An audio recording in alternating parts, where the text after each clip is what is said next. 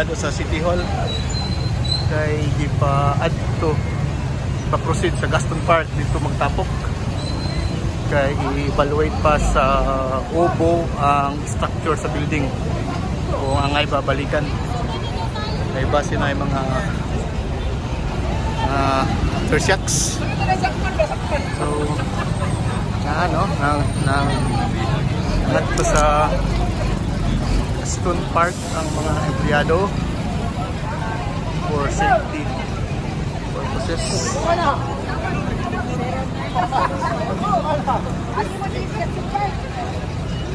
Ay, magpagtabay dyan doon. Ang Davao City ba yan? 7. Napabay 30 minutes after shop. Ano yung mo diri? Magpabilin di at nakatalang di officers.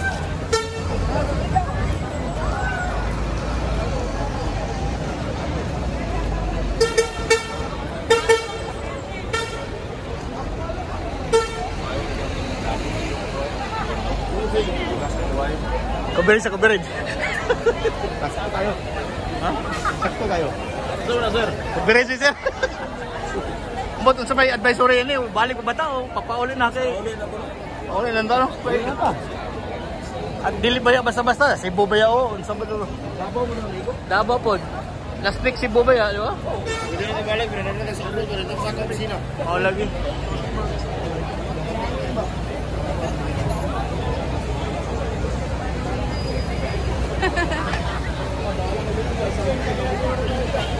Kuya, shout out kuya, mag-dance lang ta, mawala sa linog. Mawala sa linog. Yan yung mga empleyado sa City Hall na gipakuan.